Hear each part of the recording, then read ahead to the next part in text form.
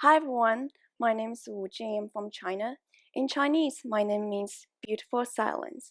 Silence is very well appreciated in our culture. It is courtesy, wisdom, respect, beauty. For example, Confucius said, no talking when you are eating or when you are in your bed. So growing up in this culture, while I am introverted and shy, there were a lot of times that when I really wanted to express my thoughts or feelings, but just couldn't. For example, there was a girl, I saw her brushing her teeth with the water running, and I was an environmental resident at that time. So I really wanted to talk to her and suggest her turning the water off. But, well, I just couldn't. So I stood there watching her, hoping that somehow my presence could magically have her turn off the water. People say that eyes are the windows to the soul, and apparently my eyes were not big enough because she didn't notice me at all, and the water just kept running until she left. About 1 year ago, I visited a special male friend, and things got really complicated, and I just couldn't express myself at all. My thoughts, my feelings, my words, they all stuck in my throat, and I just couldn't get them out. Right before I left, I wrote down everything that was in my mind, and I read to him as if I was reading somebody else's journal. That wasn't fun. That was super awkward, confusing for both of us. At the airport, I happened to listen to a song. It's called Shall We Talk by Ethan Chen. It is about how lovers and the family don't talk to each other anymore. And the lyric says, if the silence is too heavy, don't just brush it aside. So that was a great song. I listened to it again and again. And somehow I felt a little voice in me that was saying, no, I want to be able to talk when I really want to. But I didn't know how. I studied psychology, so the first thing I did was searching for the research about this, or a more nerdy way to call it, literature review. And I did find many research about this. For example, one research showed that a higher score for openness to feelings was associated with a lowered rate of all-cause mortality. It's great. But no research told me how to do it. And the next thing I did was I spent a whole night Googling it. Normal. And most information I found online was about openness and the benefits of it. The only two sites that I found that might be helpful was, first, a marriage coach website. She got a divorce because of the lack of communication between her and her ex-husband. So she quit her job and became a marriage coach, helping people in a similar situation. So I thought, well, maybe I will need it in the future. But I wasn't married yet. And the other one was the website about intimacy phobia. I remember that was 3 o'clock in the morning, and I was checking all the symptoms listed on the website, and I didn't get enough to have intimacy phobia. So my Google search also failed. That was just a really weird feeling. I knew being open was good, both psychologically and physically. And actually, I knew how to do it. Like, it's simple, just to talk. But somehow I just feel like, no, I don't know how to do it. Something was missing. So, in order to find the secret key to openness, I did what every little kid would do: ask. So, I started with my friends. I asked each of them, so did you ever not say anything when you really wanted to? Honestly, at the beginning, I wasn't sure if that's going to be helpful at all because, hey, this is America. Maybe it's a stereotype, but Americans are known for being open. However, my friends, most of them, they told me yes, and they shared their story with me. Later, I also went to the street, went to cafeteria, the park, and I asked random people the same question. I was living at Atlanta at that time, so one day I sneaked into the library of Georgia Tech with my friend's help, and I got many notes there, which made me think, maybe the key to openness is studying engineering. But there was one guy. He just looked like other engineering guys who told me no. And initially, he told me no. But when I was leaving, he changed his mind. And he changed his mind again. So after he did that back and forth many times, I just told him, hey, I know it. I'm just like you. I know you want to tell me something, and to make your life easier, I'm now leaving until you tell me. He was relieved and shared his story with me. When those people were sharing this story with me, their eyes were shining, and I really feel I don't want to just be a listener.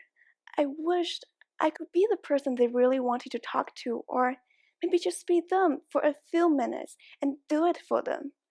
Somehow, my empathy for those people allowed me to empathize with myself.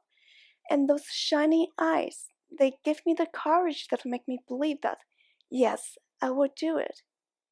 And I wanted to freeze those moments, like having a fridge, put those moments in, and keep them always fresh, so I can remember how deeply inspired and touched I felt when I really need such courage in the future. So in order to do that, I created a blog called Shall We Talk, named after that song. And also, with many people's help, I created this whiteboard animation video.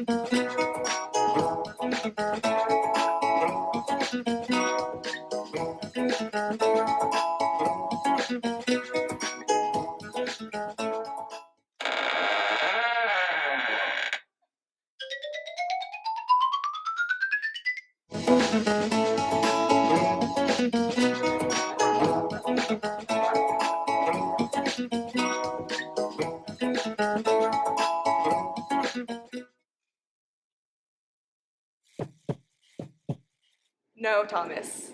You can't just not call your family. We love you, and you need to talk to us. No. Carl, I miss you, and I think about you every day, and I wish that I still saw you. No, Dad. I think we should talk more, and you should be open to more to my decisions. No, Madeline. You need to know that everyone cares about you, and that we care enough to tell you to stop. No, boss. Treat your employees like you want to be treated. No, X. I just want to know why we know nothing about each other after 20 years. No. Mom, I think we should have a better relationship. No, Derek. I just don't want to be friends. I want to be more.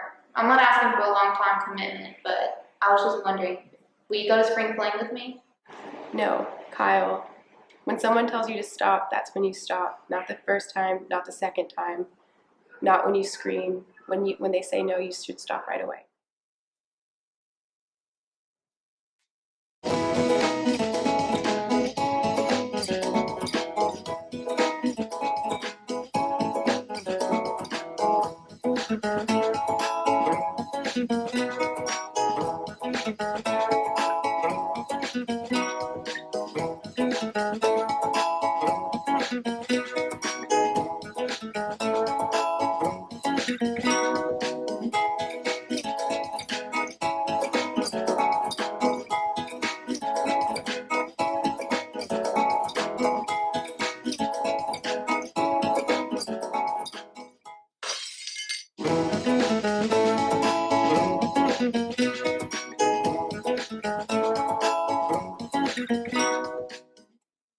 Shall we talk?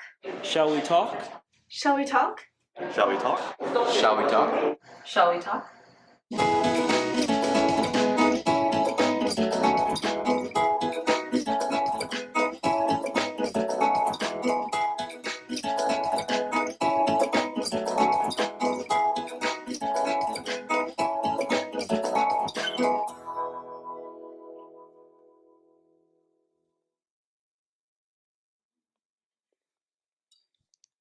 So many people told me it was also very helpful for them to rethink about their stories, share them, and hear other people's stories.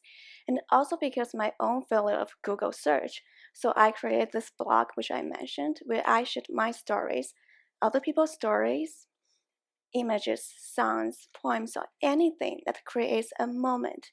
And it also allows anyone to post on it, so it's like a platform for people who face the same challenge as I do to share and to inspire each other. It's like a public fridge for all those touching and powerful moments.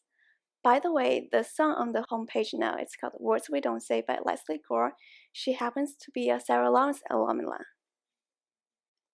So in addition to the story sharing in the past 1 year, I also learned a lot from people, and I conclude them into several very simple principles. They are incomplete and they might be wrong, but I like to share them with you. The first is truth, truth, truth. This is a concept from nonviolent communication. A lot of times, the way we say the words can change its meaning from what we want it to be. So we need to pay attention to our words, especially when we are nervous, so that we don't let our words distort the truth we want to tell. And the second is love never fails. It's from Bible, my favorite verse. It's simple. If we really want to understand or be understood, we should just keep trying. It's like the concept of limit in mathematics. Maybe we'll never get it, but we are getting closer and closer to understand people. And the third is fear never goes away. Like my friend Emily once said, it's just like doing exercise. You have to do it again and again. I've been challenging myself for like 1 year now, but today on this open stage, my legs are not shaking, but my toes are. But I learned to accept the fear and maybe have a cup of tea with it. And the good thing about it is fear can be our friends. When I was having my conference with my psychology professor, Dr. Lingwu Lewis, I asked him, so why do humans have such irrational fear that keep us from doing what we really want to do? I was expecting an answer from maybe evolutionary point of view, but he just looked at me and said, because we don't want to screw it up. Fear could be our friends. It really tells us what is important to us, what we care, so we can work on it, we can prepare for it so we don't screw it up. And it takes time to get ready, like the ancient Greeks said. Know thyself. Only after we are connected to ourselves can we be connected to others. It takes time to know what we really want to say. But you will never be ready. I'm sorry. No matter how much we've prepared, it's just so hard to get to a specific point that we know we're ready to go. And sometimes we just need a little push to open our mouth, our heart, and let the words flow. And the people in the video and in the blog I create who share their stories, their words, they are exactly offering such push. Every time when I heard a story, I saw a possibility for them. And I also saw a possibility for myself. So, hi everyone, my name is Wujing. In Chinese, it means beautiful silence.